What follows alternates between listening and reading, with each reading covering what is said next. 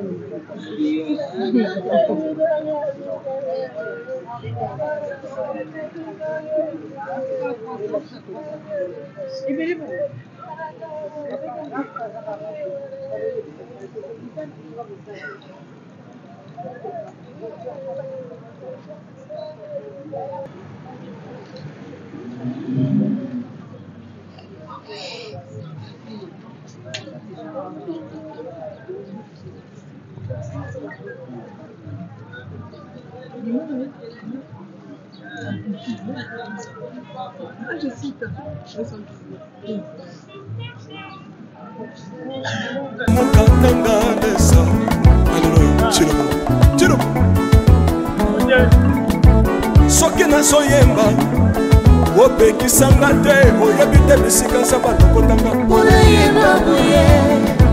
soki nakoma kosambela-sambelaka opekisanga te oyebi te bisika nsamba zwanga soki nakoma kobina-bina opekisanga te oyebi te makambo nsamba asambelaka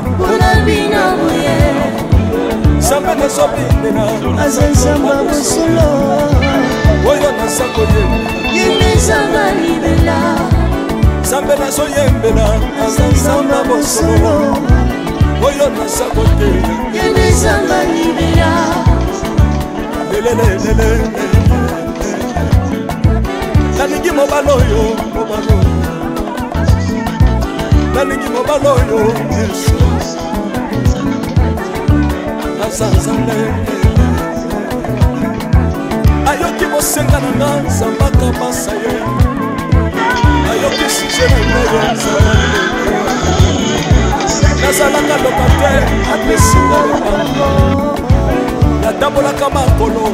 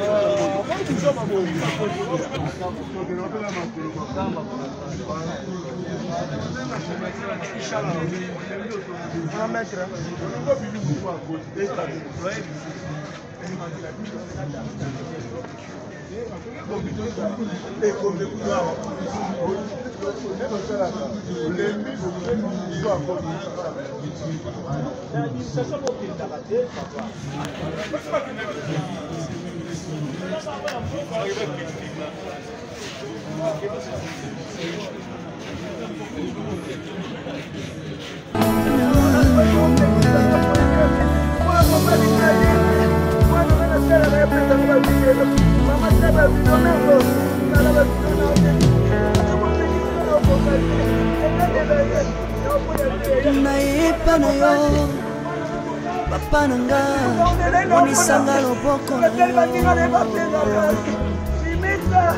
nayepa na yo mosantu yo monisanga loboko na yo nzamba lolo yo azosale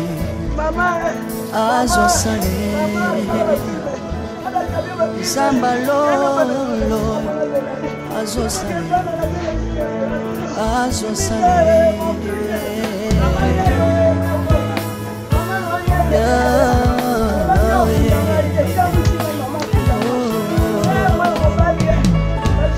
nayepa na yo pananga monisanga loboko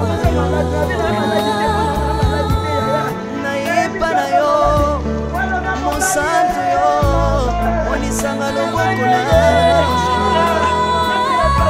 nzamba lolo yo azosale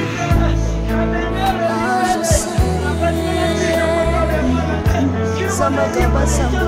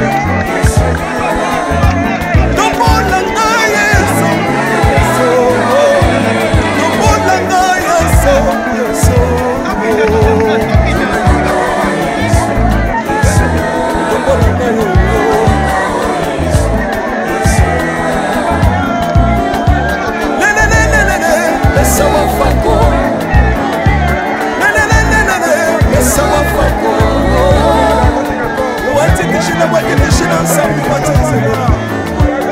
Moitié déchiré, moitié déchiré ensemble, moitié déchiré. Yeso, Yeso, Yeso mukatanga Yeso. Yeso mukatanga Yeso. Yeso mukatanga, Yeso mukatanga ye. Yeso mukatanga Yeso.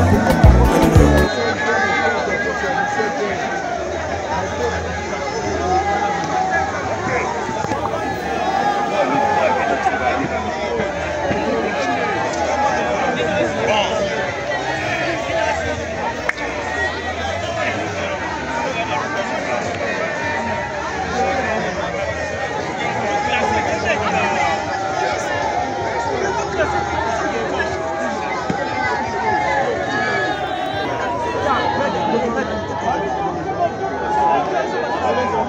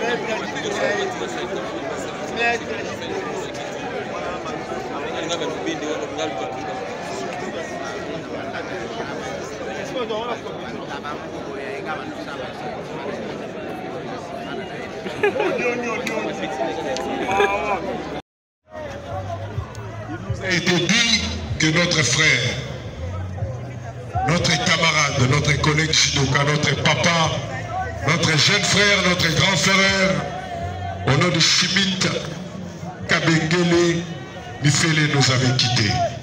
Vous étiez là à côté de la famille parce que vous êtes respectueux de la parole divine qui nous recommande tous de pleurer avec ceux qui pleurent. Aujourd'hui, c'est le tour de la famille Kabengele. Aujourd'hui, c'est le tour de cette famille qui est touchée. Et demain, ça peut être le tour de ma famille. Pourquoi pas de ta famille? Parce que la mort, c'est le passage obligé de tout être humain. On peut tout dire. On peut tout faire. On peut tout dire sur la disparition de notre ami. Mais il est parti. Il ne rentrera plus sur cette terre des hommes. Il est parti. Et ce qui est important, préparons-nous également pour notre tour, parce que ça viendra. Et je suis très heureux personnellement, en tant qu'ami Shidoka de Maître Chimit. Je suis personnellement très heureux parce qu'il y a eu des turbulences autour de sa disparition. Et aujourd'hui, parce que tous les grands problèmes, tous les conflits du monde ont trouvé la solution à travers le dialogue. Aujourd'hui, nous sommes tous ici à l'hôpital du 50. Question de les conduire dans sa dernière demeure en toute dignité. Oui, nous sommes Shidoka, il y a plusieurs casquettes, il y a plusieurs connotations sur l'image de la pratique de sport que nous faisons. Mais je peux vous affirmer, je peux le dire haut et fort, que celui qui est parti était un judoka exceptionnel. Celui qui est parti, il était judoka, mais pas comme tout. Il avait cette capacité de vendre l'image positive de la pratique de judo. Voilà pourquoi nous nous sommes décidés, au-delà de tout ce qui nous avait animé comme colère, et nous nous sommes décidés depuis hier soir d'enterrer tout ce qu'on avait dit et d'accompagner ami dans sa dernière demeure, dignement, parce qu'il n'était pas un judoka comme tous les autres. Et parce que vous êtes là, parce que vous étiez là depuis le jour de sa mort, j'aimerais qu'on acclame pour la présence de tous. Merci beaucoup. Et je vous présente nos excuses suite à ce retard avec lequel nous démarrons ces programmes. Comprenez que nous sommes à Kinshasa petit à petit. Qui ont prévu de chair de fleurs. Nous sommes là juste à côté avec cher aîné, le vieux Coco, qui avait conduit le programme hier soir. Il est là pour vous faire enregistrer. Parce que le dépôt de germes de fleurs se fera avec beaucoup de respect à l'image de celui qui est parti. Encore une fois, un grand merci au nom de l'organisation et au nom de la famille de l'illustre disparu. Je demande à tous les judokas, en tenue bien sûr, de nous retirer de l'autre côté parce que on va exposer la dépouille de notre frère, de notre collègue. Et ça doit se faire comme on a l'habitude de faire lorsque l'un de nôtres est parti. Encore une fois, un grand merci. Au-delà.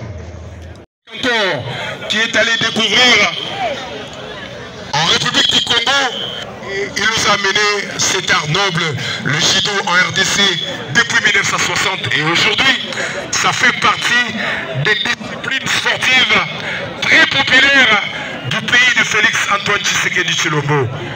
Et je vous rappelle que lors de la dernière édition de Jeux francophoniques et qui avait été de très belle manière, et le judo était également parmi les disciplines sportives retenues.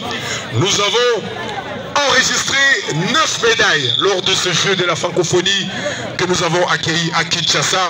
Et je vous rappelle que ce jeu a connu un succès parmi la participation, l'implication du gouvernement d'une manière générale, et en particulier du ministère de la Communication et Médias que gère le ministre Patrick Mouyaya, un vrai encadreur des sportifs. Voilà pourquoi après Kitamo Bandalugwa, il est ici pour dans quelques heures.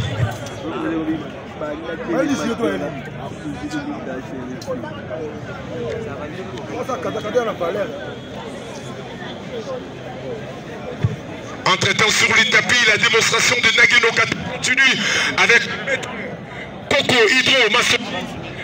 C'est lui le Tori et où que ce maître Volvo Tsumbu, maître Hydro, ceinture noire 5e dan. En japonais, on l'appelle Godan. Et maître Tsumbu, ceinture noire 4e dan.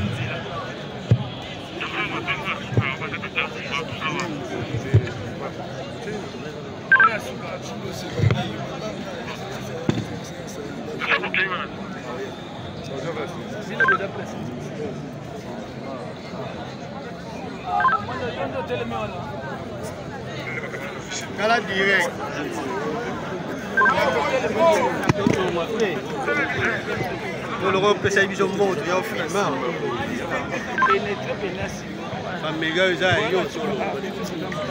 Un détail important, mesdames et messieurs, je vous rappelle que la présence du ministre Patrick Mouyaya est doublement significative parce que lui-même c'est un vrai encadreur de sportifs, mais aussi parce que son directeur de cabinet, Maître Nicoli Anzali Kwale, qui est empêché, et il est le numéro 1 du judo congolais. Donc il est là significativement, il représente beaucoup ici dans ces obsèques. On peut acclamer, mesdames et messieurs. C'en est fini pour cette démonstration des katas avec Maître Hydro et Maître Volvo. Cette fois-ci, je laisse la parole au vieux Coco pour 5 minutes d'exhortation. 5 minutes seulement d'exhortation. Le vieux Coco va nous prêcher sur le mystère de la mort. 5 minutes seulement, avant de passer à autre chose. Amen. Alléluia. Est-ce qu'on peut applaudir très très fort pour le Seigneur? Solito Borobete, l'encolo, la mission Maboko Makashi, s'il vous plaît. Si nous pouvons honorer le Seigneur. Merci beaucoup. Topesi merci mingi na modérateur pour na kopesa biso mwangonga moke oyo toyoka la parole de Dieu.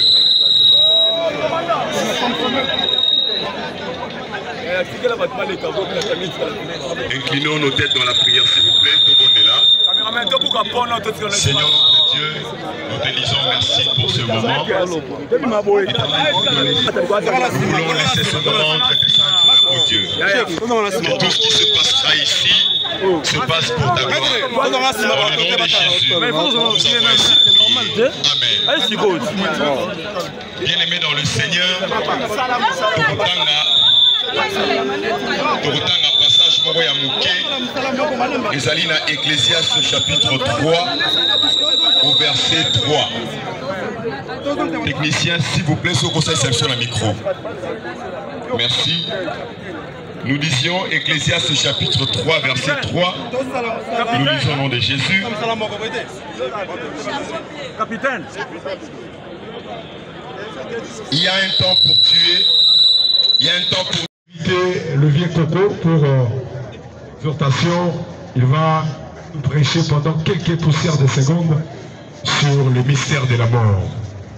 Parce que ce qui est arrivé aujourd'hui, ce qui vient de toucher à la famille Kabengele, demain ça pourra aussi être le tour de ma famille, pourquoi pas le tour de ta famille. Parce que la mort, c'est le passage obligé de tout être humain. Et donc, nous étions obligés de faire en sorte que notre ami soit pleuré et conduit dignement dans sa dernière demeure. Et ça sera fait aujourd'hui. Encore une fois, un grand merci à tous les judokas pour cet esprit de souplesse.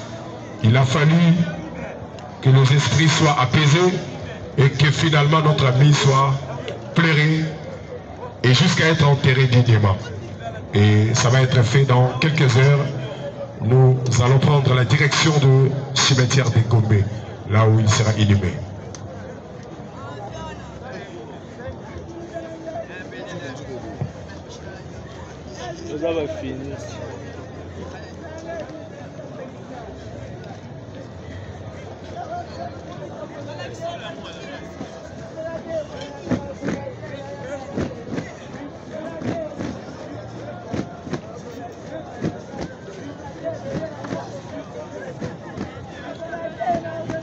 Nous allons Jidogi Nanzoto Matana Tapi, s'il vous plaît. Olati Jidogi Matana Tapi, s'il vous plaît. Matana Tapi, c'est juste pour quelques minutes. Baokata, Matana Tapi. Voilà.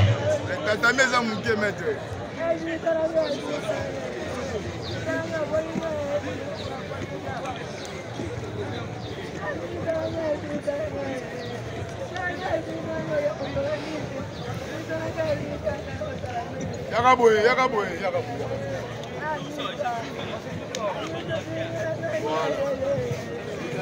Comment l'intenti?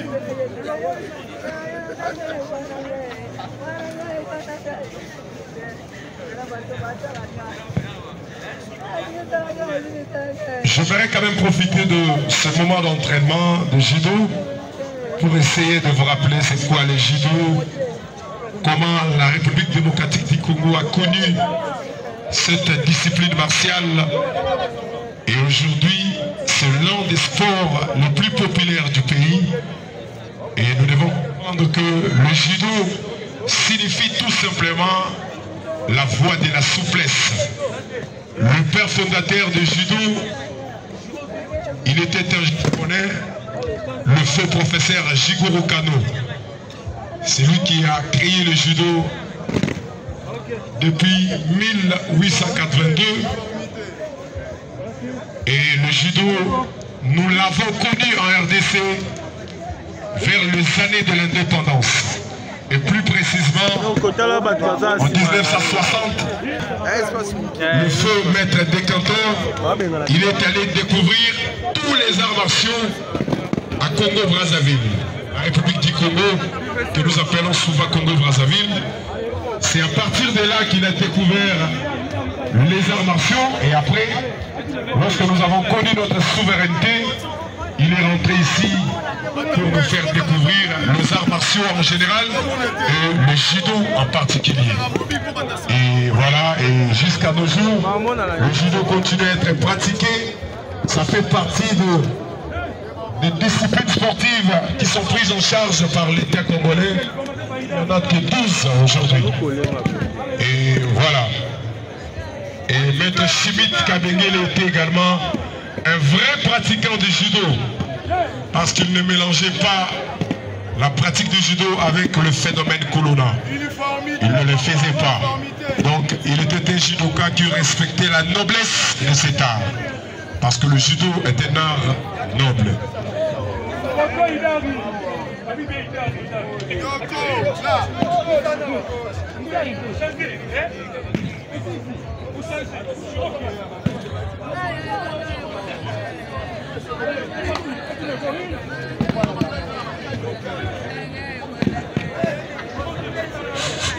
Nous devons tirer attention à la judoka nyonso. Na kombo la commission de grade ya fédération ya judo. Ceux qui osent ceinture noire te comme kakola de ceinture noire te. Ceux qui osent ceinture kakola de ceinture noire te. Lucas ceinture blanche lata. Avant tout le monde a mis son tour à Sony. Ni le monde a l'idée là. Pour aucun son nulle part. Soit ceinture noire te, le monde a déjà avant de te. Merci.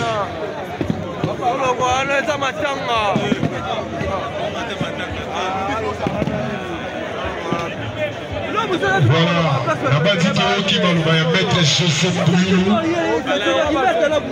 Il a fait au nom de la commission de grade. Respectons notre art s'il vous plaît. Chose à ceinture noire, t'es l'ongola. Voilà ta ceinture noire, elle va passer. La ceinture noire se mérite. Balata Rayango par clientélisme. Maître Ange. Quand la 4, la grimace qui va dater la 4.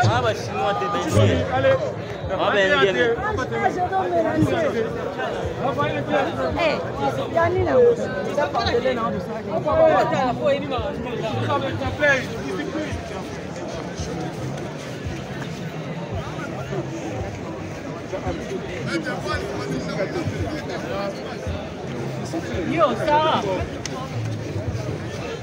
Sarah, yo. Ah, j'aime l'autre. Mais pas tout,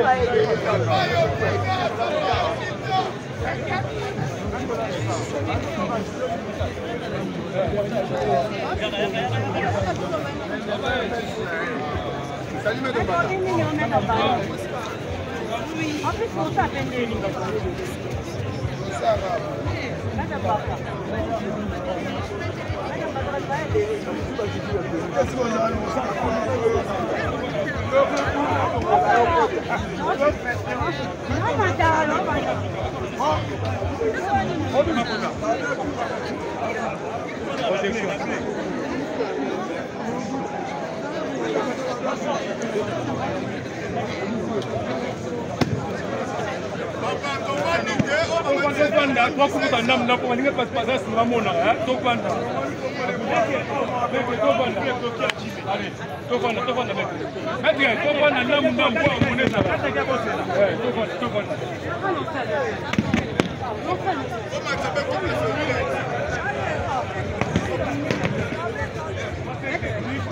Baza en plein exercice que vous vendez.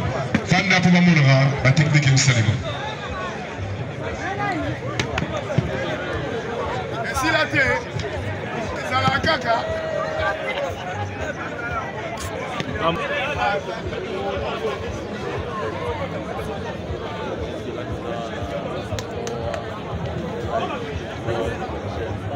S'il vous plaît, s'il vous plaît, s'il vous plaît. Maître, nous allons faire côté exposé comme vous vendez la poignée, non comprenez. Maître, s'il vous plaît, tout le monde. S'il vous plaît, tout le monde. Tout le monde. Tout le Gaboué. Tout le Gaboué. S'il vous plaît, ma maître, avec beaucoup de respect. Tout le Makuna, tout le Gaboué.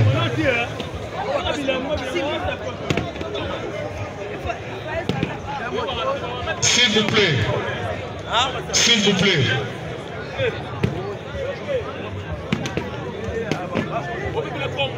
Petit bouger. S'il vous plaît. Maître,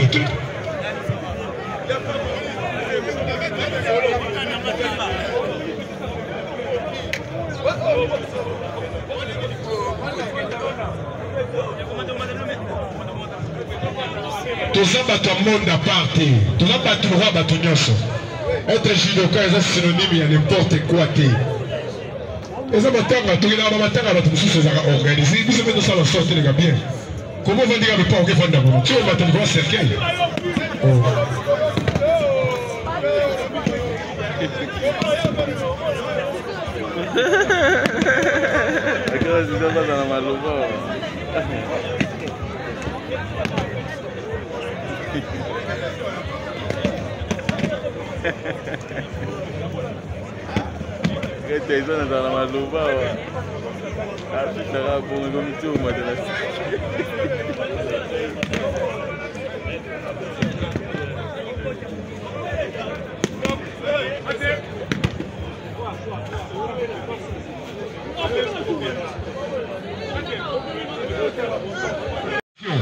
Mesdames et messieurs, le judo n'est pas synonyme de banditisme. Le judo est un art noble créé depuis 1882 au Japon par le... Mama, Yves Ipa. love is crazy, love is funny. Au nom de Jésus, matoye funga mamunokolo ba matoye funga mamunokolo ba na kombo na Yesu. Matoyi na ye na malobe ngai mama Lutumba nakendaki na prière ya convention oyo esalamaki ya papa Moïse ayaki awa nakendaki kuna na mwana nanga azalaki banda inane azalaki koloba te eti ndenge akokisi 23 ans ere tokendaki kuna papa abondelaki mpo na ye namoni akomi koyoka mpe koloba yango wana napesi nzambe oza na merci mpo na bolamu nyonso azosalela ngai. Shalom bana nzambe kana ngai ezalaki ka ya depression makasi na banda kolala te na banda koganga na banda kolota bandoto mabe na kondaki na silaki nzoto bamemaki nga na hôpital psychiatrique na dépensaki mbongo ebele esimbaki te or fallait nasala mémoire na ngai ya fin de cycle ba dépensaki koleka même na classe prophète moko ayebisi biso eza likambo kokende hôpital te eza likambo koluka nzambe epa na ye moko esimbaki te tokende na ba ministère ebele ba prophète ebele simba ete mais nakumisi nzambe ya papa Moïse po mokolo bamemaki nga dès le premier jour epa na ye asimbaki ngai mutu na ngai komaki stable ezo chauffer lisusu te na komi kolala pongi na komi kolia nazoganga lisusu te na omona su bandoto mabe te or ce n'était pas le cas pendant 4 ans nde na pamboli nzambe ya Osana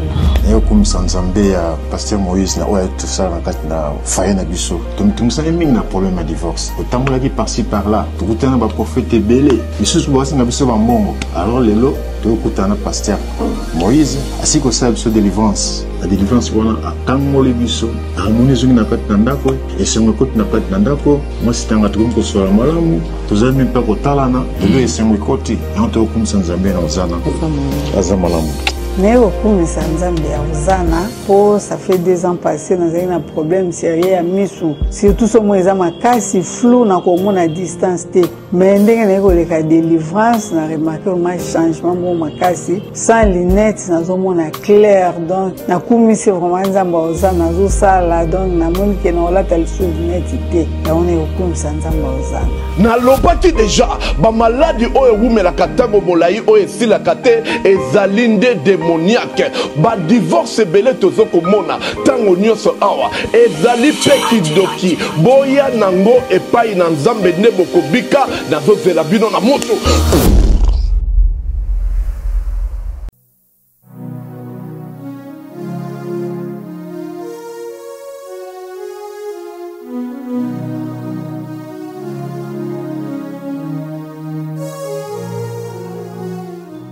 Allô ma fille, oui, naza na Sainte-Thérèse, mais naza kumona agence yango te.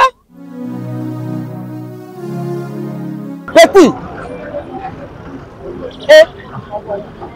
excuse naza koluka jibe service eza yango a 0 mètre sima station oyo yango wana kuna.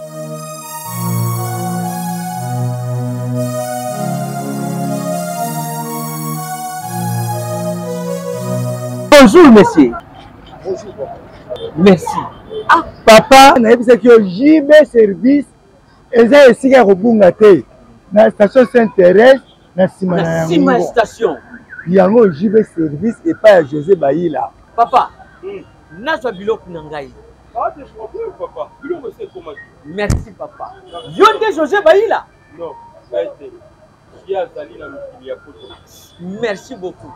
Ma fille, kubanda lelo agence ya solo oyo nga na confirmé eza bongo JB service. Alors ngai pe ya uti kuyibisa bandeko na ngai mususu pona kubenga JB service ba numéro ya kubenga yango oyo. En plus na JB service eloko eza awa eza na sécurité, assurance et puis baza na respect ya maluba na bango ndenge balubaki ndenge kaka isalami. Ah bon, na ba petit colis et yaka pe on JB service. Wow, na ba mituka. Bandiku yo mutoza na Europe po otinda biloko na yo ko sankete agence eza kaka moko JB service. Alors à part na Kinshasa eza pe na Brazzaville eza pe na Angola. Ah, JB service José Bayila azo continue toujours kodona bango aza kubeta ka bango. Frappe finale, frappe na retour.